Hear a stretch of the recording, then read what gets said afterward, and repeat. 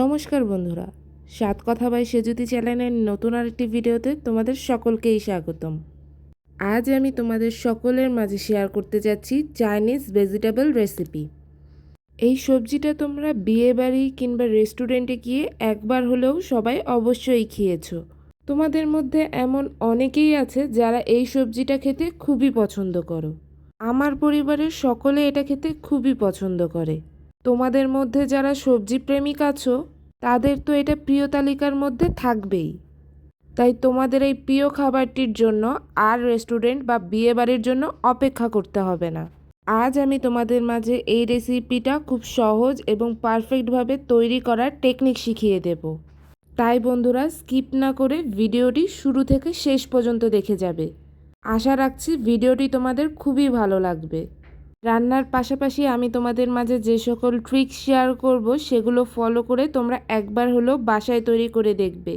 তোমার রান্নাটাও একদম পারফেক্টভাবে হবে। তো বন্ধুরা, বেশি দেরি না করে চলো আজকের এই চাইনিজ ভেজিটেবল রেসিপির রান্নার ভিডিওটি শুরু করা যাক।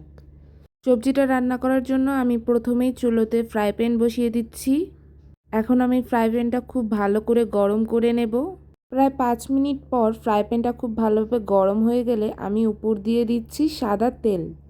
তেলটা যখন খুব ভালোভাবে গরম হয়ে যাবে তখন আমি এতে ছোট ছোট টুকরো করে কেটে রাখা চিকেন পিসগুলো এর মধ্যে সুন্দর করে দিয়ে দেব।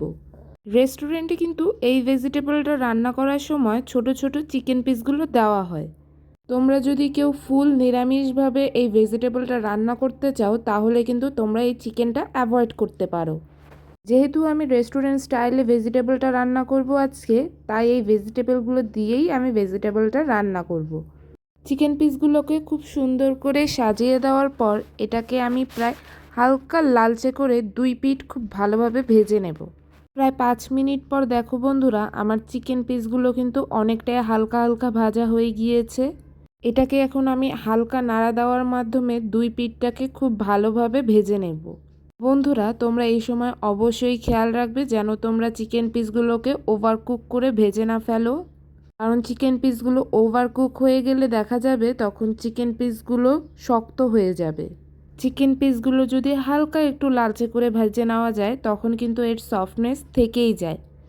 তোমরা যখন চিকেন পিসগুলোকে খুব লালচে করে ভেজে নেবে তখন এর সফটনেস কিন্তু নষ্ট হয়ে যাবে এবং এটা খেতে কিন্তু খুবই শক্ত লাগবে।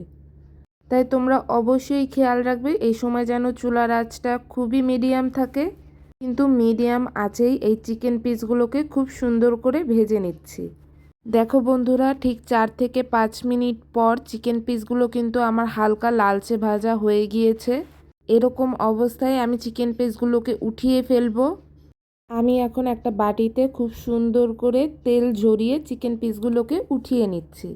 তোমরাও আমার মতো এই সময় চিকেন পিসগুলোকে খুব সুন্দর করে উঠিয়ে নেবে। চিকেন পিসগুলো উঠানো হয়ে গেলে এই চিকেন পিসগুলোকে আমি এক সাইডে খুব সুন্দর করে রেখে দেব। এখন আমি চুলোতে ফ্রাই প্যান বসিয়ে ফ্রাই প্যানটাকে খুব সুন্দর করে গরম করে নেব। ফ্রাই প্যানটা যখন খুব ভালোভাবে গরম হয়ে যাবে তখন আমি এতে দিয়ে দিব সাদা তেল। তেলটা খুব ভালোভাবে গরম হয়ে গেলে আমি এতে দিয়ে দিব সামান্য একটু আদা কুচি, সাথে কিছু রসুন কুচি। আদা ও রসুন কুচিটাকে আমি সামান্য একটু ভেজে নেব। 2 মিনিটের মতো হালকা একটু আদা ও রসুন কুচিটাকে ভেজে নিলে আদা রসুনের যে কাঁচা গন্ধটা থাকে সেটা কিন্তু চলে যায়। তাই তোমরা রান্নার থেকে যারা আদা ও রসুন কুচির গন্ধটা পাও তারা কিন্তু অবশ্যই রান্নার প্রথমে এরকমভাবে আদা ও রসুন কুচিটাকে সামান্য একটু ভেজে নেবে। প্রায় 2 মিনিটের মতো আদা ও রসুন কুচিটা যখন হালকা একটু ভাজা হয়ে যাবে, যখন এটা হালকা একটু লালচে রং হেসে যাবে, তখন আমি এর মধ্যে দিয়ে দেব লম্বা লম্বা করে কেটে রাখা গাজর। বন্ধুরা, তোমরা এখানে দেখতেই পাচ্ছ আমি গাজরগুলো কিন্তু অনেকটা মোটা এবং সামান্য একটু লম্বা করে কেটে নিয়েছি। গাজর দেওয়ার পর আমি এখানে দিয়ে দিচ্ছি বরবটি। কিন্তু বরবটিগুলোও খুব বড় বড় এবং লম্বা করে কেটে নিয়েছি। গাজর ও বরবটিটাকে একসাথে খুব সুন্দর করে মিশিয়ে নেওয়ার পর আমি এখানে দিয়ে দিব সামান্য একটু ক্যাপসিকাম। ক্যাপসিকামটা দিয়ে আমি সবজির সাথে ক্যাপসিকামটাকেও খুব সুন্দর করে মিশিয়ে নেব। আমি রান্নার শুরুতেই এই সবজিগুলোকে প্রথমেই দিয়ে নেব, কারণ এই সবজিগুলোই সেদ্ধ হতে কিন্তু খুবই সময় লাগে। তাই তোমরা সবজি রান্না করার সময় অবশ্যই এই সবজিগুলো আগে দিয়ে নেবে। এখন আমি সবজিগুলোকে খুব ভালোভাবে নরম হয়ে যাওয়ার জন্য মিডিয়াম আঁচে এটাকে ঢাকনা দিয়ে কিছুক্ষণের জন্য রেখে দিচ্ছি। প্রায় 5 মিনিট পর দেখো বন্ধুরা, সবজিগুলো কিন্তু এখন অনেকটাই নরম হয়ে গিয়েছে। এই সময়টা আমি এর মধ্যে দিয়ে দিব ছোট ছোট করে পাতলা করে কেটে রাখা পেঁপে। আমি কিন্তু পেঁপেগুলোকে খুব পাতলা করে কাটিনি, তোমরা দেখতেই পাচ্ছ বন্ধুরা। আমার পেঁপেগুলো কিন্তু একটু মোটা মোটা করেই আমি কেটেছি। আর বরবটি, গাজর ও ক্যাপসিকামটা যখন অনেকটাই হালকা একটু সেদ্ধ হয়ে যাবে তখনই কিন্তু পেঁপেটা তোমরা এর মধ্যে ব্যবহার করবে, কারণ পেঁপে সেদ্ধ হতে কিন্তু বেশি সময় লাগে না। তাই আমি আগে যেই সবজিগুলো দিয়েছি ওই সবজিগুলো সেদ্ধ হতে খুবই সময় লাগে, তাই ওই সবজিগুলো যখন হালকা একটু সেদ্ধ হয়ে যাবে তখনই তোমরা পেঁপেটা এর মধ্যে দেবে। তোমরা সব সবজি যদি একসাথে খুব সুন্দর করে সেদ্ধ করে ফেলো তখন দেখবে পেঁপেটা অনেকটা আগেই গলে গিয়েছে, আর সেই সবজিটা খেতে কিন্তু মোটেও ভালো লাগবে না। তাই তোমরা অবশ্যই খেয়াল রাখবে এই বিষয়টা। আমি এখন সবজিগুলোকে খুব তাড়াতাড়ি সেদ্ধ হয়ে যাওয়ার জন্য দিয়ে দিচ্ছি স্বাদ মতো লবণ। এখন আমি লবণটা সবজির সাথে খুব সুন্দর করে মিশিয়ে নেব। বন্ধুরা, তোমরা কারা কারা এই সবজিটা খেতে খুব পছন্দ করো সেটা কিন্তু আমাকে কমেন্টের মাধ্যমে অবশ্যই জানাবে। লবণটা মেশানো হয়ে গেলে আমি টুকরো টুকরো করে কেটে রাখা পেঁয়াজগুলো এর মধ্যে দিয়ে দেব। তোমরা দেখতেই পাচ্ছ বন্ধুরা, আমি কিন্তু পেঁয়াজগুলোকে কুচো কুচো করে কাটিনি, পেঁয়াজগুলোকে আমি একটু বড় বড় করে টুকরো টুকরো করে কেটে নিয়েছি। পেঁয়াজ দেওয়ার পর আমি এখানে দিয়ে দিচ্ছি কয়েকটা চেরা কাঁচা লঙ্কা। এখন পেঁয়াজ ও মরিচটাকে সবজির সাথে সব কিছু খুব ভালোভাবে মিশিয়ে নেব। তোমরা দেখতেই পাচ্ছ সবজি থেকে কিন্তু অনেকটাই জল ছেড়ে দিয়েছে। আমি কিন্তু এতে এক্সট্রা কোনো জল ইউজ করব না। সবজি থেকে বের হওয়া জলেই সবজিগুলো খুব ভালোভাবে সেদ্ধ হয়ে যাবে। এটাকে এখন আরও কিছুক্ষণের জন্য ঢেকে রাখবো। প্রায় 10 মিনিট পর দেখো বন্ধুরা, সবজিগুলো কিন্তু আমার অনেকটাই সেদ্ধ হয়ে গিয়েছে।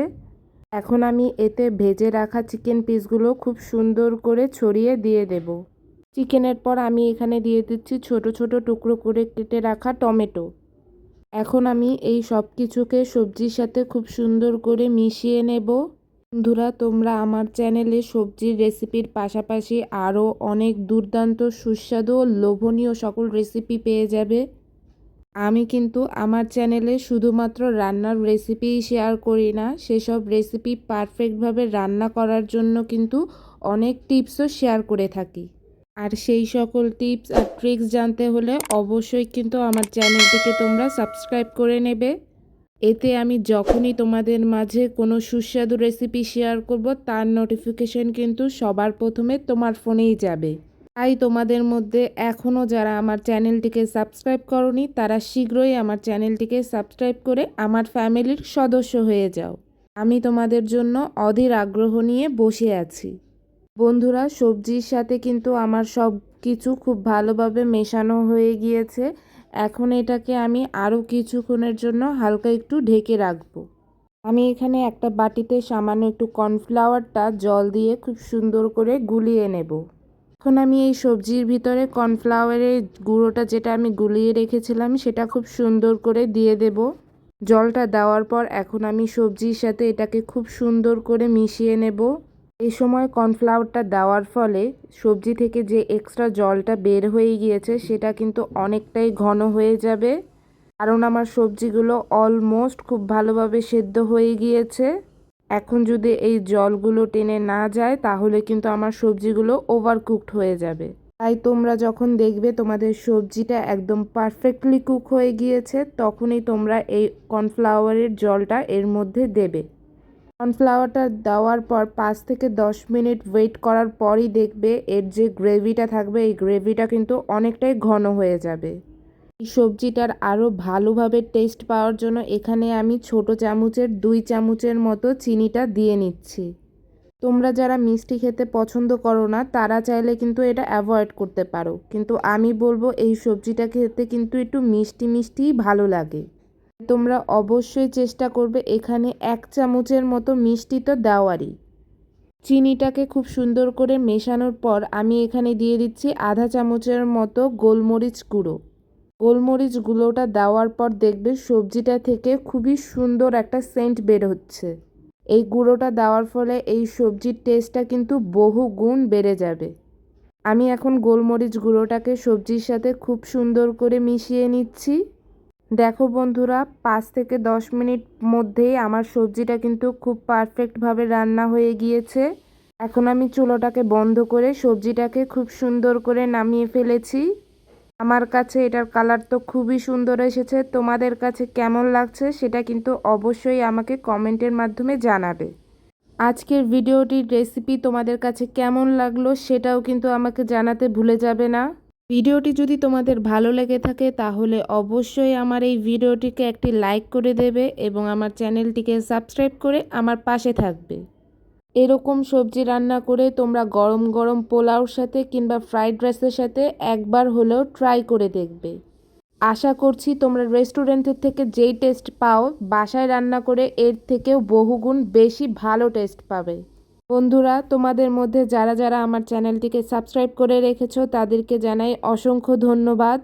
তোমরা তোমাদের ভালোবাসা ও সাপোর্ট দিয়ে এভাবেই আমার পাশে থাকো। আর আমি সকল দুর্দান্ত রেসিপি তোমাদের মাঝে শেয়ার করে যাব। আজকের জন্য এতটুকুই। দেখা হবে অন্য কোনো একদিন নতুন কোনো দুর্দান্ত সকল রেসিপি নিয়ে। তখন সবাই ভালো থাকবেন এবং সুস্থ থাকবেন।